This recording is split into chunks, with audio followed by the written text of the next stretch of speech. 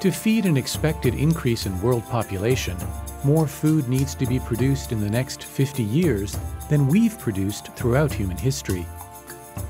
But farmers now have to grow more food with far less, as land and water resources become increasingly scarce.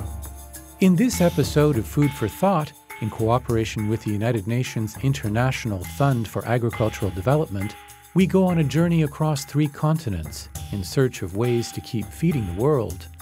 From developing a taste for quinoa in Bolivia and reclaiming swampland in the Gambia, to serving up traditional crops in Peru's top restaurants. But first, to Indonesia, where a global chocolate company teams up with local cocoa farmers to ensure that chocoholics will always get their fix. Can you imagine a world without chocolate? In the USA alone, more than $19 billion are spent on chocolate each year, and global sales are increasing annually by at least 2%, leading to a greater demand for cocoa. But cocoa production just cannot keep up. In recent years, there's been an epidemic of pests and diseases. Most of the world's cocoa is produced by about 6 million smallholder farmers, and they're also contending with aging trees and unsustainable farming methods. Mars, the world's second largest chocolate company, predicts that in 2020, the chocolate industry will be short of 1 million tons of cocoa. To ensure its survival, Mars realized it had to invest in the farmer. We need to do something to improve the productivity of the cocoa. We need to do something to help the farmer to triple their yield. One of the farmers desperate to triple his yields is Ahmad Darise. He lives in Indonesia, the world's 3rd largest producer of cocoa, and in his village on Sulawesi Island, almost everyone grows it. Ahmad himself has been farming cocoa for 20 years, but he struggled against pests and diseases, and 2 years ago, he almost gave up. Sometimes I became very hopeless. Where could I go from here? How could I go on if I didn't have any more money? Sometimes I was so confused I got headaches. I would even cry at home. How would I solve this problem? Ahmad's neighbor, Mimi Abudoho, has a similar story. She has 1,000 cocoa trees, but her yield was so low that she couldn't support her family. Farming cocoa was very difficult for us because at that time we did not know much about cocoa. But in 2011, that changed. Mars partnered with the Indonesian government and the UN's International Fund for Agricultural Development, or IFAD, to open this cocoa development center. Ahmad and Mimi are among the 500 farmers who have come for training. Here they learn new techniques on how to care for their trees, maintain their farms, and produce more and better cocoa. I like to work together with Mars because they want to exchange ideas about how to improve the quality of the cocoa and how to increase the yields. And for Mars, this mutually beneficial relationship is an inherent part of their philosophy. One of the Mars principles is mutuality. Both sides have a mutual benefit. That's meaning that we need to provide the ability to farmer to be able to increase the productivity in the farm. By the end, we'll also benefit the cocoa industry. And the training is already paying off. Back on her farm, Mimi applies the new techniques she has learned. A year ago, she used to only harvest 50 kilograms of cocoa beans twice a year. She now harvests 100 kilograms twice a month. Ahmad is also using his new skills. In the past year, his yields have increased by 60%. Now my heart feels happy. Praise God, I got through it. I will keep working hard with the cocoa because it is the only thing that can improve my life. Ahmad is one of more than 400,000 smallholder cocoa farmers in Indonesia. And, says Jaka Wacana from the Ministry of Agriculture, the government cannot ensure their survival on its own. If this partnership was not formed, the farmers would have difficulties, particularly with money and technology, because the government cannot provide the technology that Mars can. Anissa Pratiwi from IFAD, which brought Mars and the government together for this partnership, agrees. partnership is important for the government, for the community, and for the private sectors. We need to work very closely together. We need to support each other in order to create a sustainable economic development in the future. And working together has been so successful that this year Mars plans to open more cocoa development centres in other areas. Meanwhile, farmers like Ahmad are passing on their new skills to those who missed the training. And as these new techniques spread and cocoa production increases, these farmers will earn a higher income. Chocolate companies will get a continued supply of good quality cocoa, and chocoholics around the world will still get their fix. Now to Peru, where there's a very different partnership taking place, with top chefs forming a unique alliance with the farmers that grow their food. Lima, the capital of Peru, has become the center of a revolution in gastronomy, with top chefs here basing their cuisine on ancient crops, which are only produced by traditional farmers. For generations, these farmers have been sidelined and forgotten. Yet now they are the only ones who hold the key to a huge variety of sought-after food. Like here in the Andes, farmers grow varieties of potatoes that were never even heard of outside the region. But now they are regularly supplying some of the world's top restaurants. Let's see what we have here. Look at these beautiful potatoes. Wow, nice.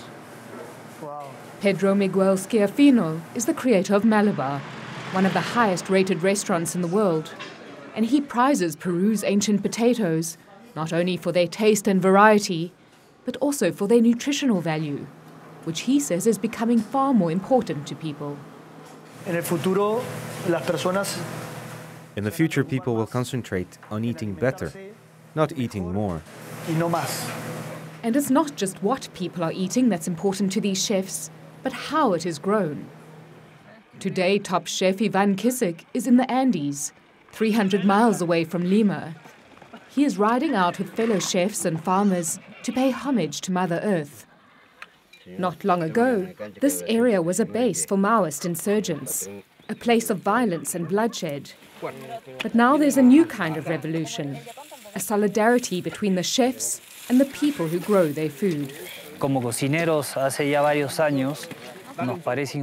For many years, we chefs have found it really unfair that the principal producers who make it possible for us to cook and to have food on our tables do not have a decent life. And this is what's driving the chefs to call for change. They want to ensure that these farmers can continue to produce traditional crops and at the same time make a decent living. This is also the goal of IFAD, the UN agency that finds ways to help smallholder farmers earn higher incomes. And according to the organization's Maija Peltola, what these chefs are doing has had a huge impact, not just on the farmers, but on the stability of the country as a whole. If we think about Peru as a country 20 years ago, we would have thought that it was a failed state. The food revolution that we're experiencing now has really given the country an opportunity for building peace and for contributing to social inclusion. And now people living in most remote places in Peru, they have a sense of self-worth, which they never had 20 years ago. And through this food revolution, Peru's chefs are leading the debate over the future of food and farming. The most influential, Gaston Mercurio, owns a number of top restaurants around the world, and he promotes cuisine as an agent of social change. Today he's at Peru's Native Potato Festival, a chance for him to emphasize the important relationship between chefs and farmers.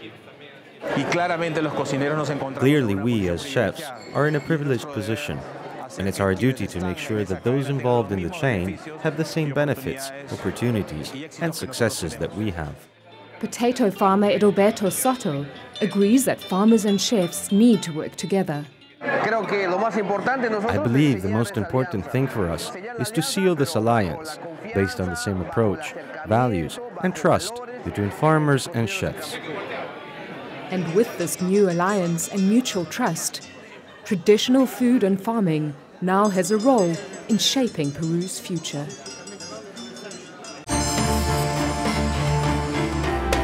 Over the border, Bolivians are also experiencing a return to their traditional crops. Quinoa may now be the world's trendiest health food, but Bolivians are only just discovering it. Quinoa, cultivated for centuries in the Andean region, has become one of the world's trendiest new foods. With more protein and fewer carbohydrates than equal amounts of corn or rice, this member of the spinach family is now regularly sold in restaurants and health food stores in many countries. Yet here in Bolivia, the world's largest grower and exporter, quinoa has been looked down on in favor of less nutritious imported grains. Primero se tenía mucho que la mentalidad de la quinoa era como para la gente pobre. At first, the mentality was that it was food for the poor people. Pero en realidad, but in reality, I believe with time we're beginning to understand that quinoa has many positive benefits. 4 years ago, La Paz businesswoman Pami Cazeda began serving quinoa at her chain of restaurants. She was taking part in a campaign to promote quinoa in Bolivia.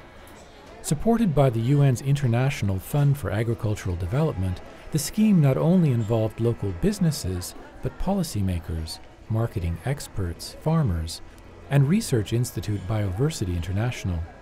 It was hard at first, but now many people are opening up to quinoa, and we're doing well. We're doing very well because of quinoa.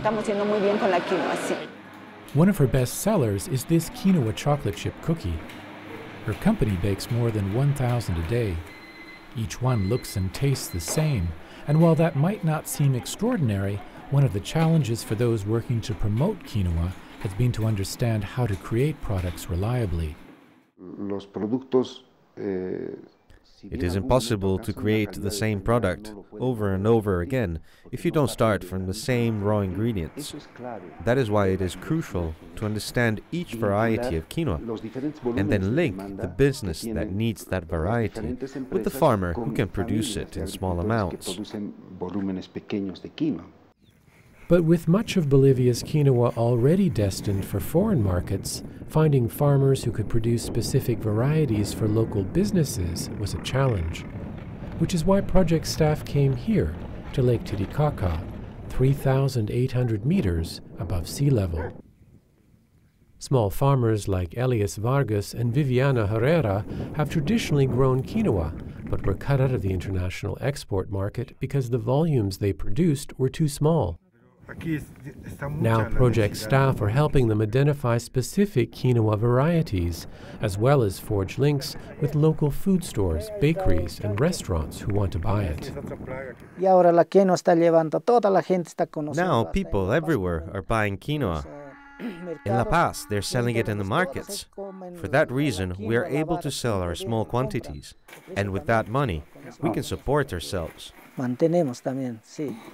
Ironically, with more money to spend, families here are also beginning to eat more imported foods, just like their city cousins. But here, too, helping them understand the nutritional benefits of eating quinoa, as well as different ways to prepare it, seems to be paying off. Before, when we didn't know that quinoa was so healthy, we sold it and bought noodles. Now that we know that quinoa is so good, we don't buy other foods. Now we clean the quinoa and make soup out of it. We make juice, cakes, everything out of quinoa. There are more than 3,000 varieties of quinoa found in the Andes, many capable of surviving extreme temperatures as well as high altitudes. Understanding the differences in these varieties will undoubtedly lead to increased consumption and a brighter future for these Andean farmers.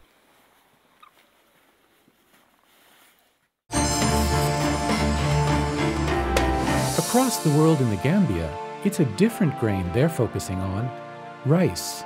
And the women here often farm it on the least productive land. But with simple technologies, that's all changing. It's the end of the rainy season in the Gambia, a time when food stocks are normally low.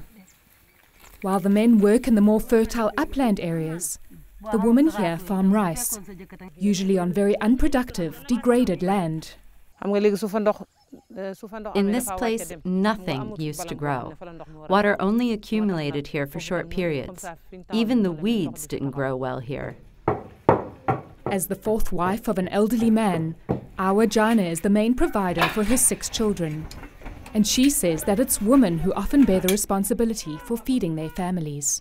We are responsible for the household's basic necessities, like food, school fees, and clothing. That's why when women don't have money, it's always a problem. But this year, she has nothing to worry about. Unlike many others in the country, she is still feeding her family with last year's harvest, and she's also selling the excess. This is all due to a very simple technology. A number of dikes and spillways like this one have been built here, and they now retain the water that used to flow away, making the land far more productive. They were built by a government project that reclaims and develops degraded land to use for agriculture. Nearby, they are also turning swampland into farmland.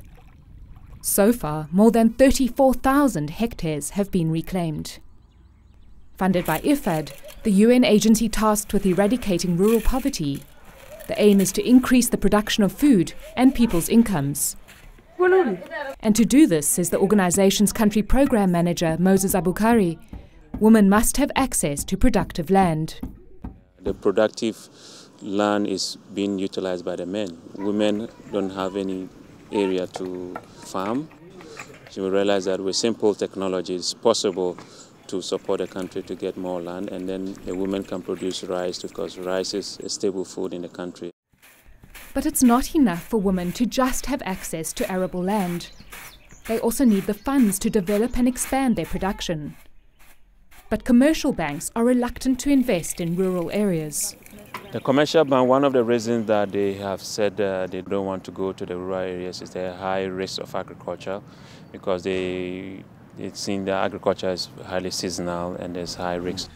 So IFAD supports local village savings and credit associations, which are run by the farmers themselves. Mama Sise was the 4th person to join her local association, and there are now more than 2,000 members. After regularly depositing her savings, she became eligible for a loan. With her loans, Mama has doubled the size of her land and has bought a donkey and cart to help her transport her increased yields. Not long ago, Mama battled to grow enough food to feed her children. Now she has more than they need. Now anytime my family comes, there's food to serve them, even non-family members. I'm happy to serve anyone who comes to my house. More than 80,000 people, like Mama and Awa, now benefit from farming on the reclaimed land. And as more women gain access to productive land and finances, more families will have food all year round.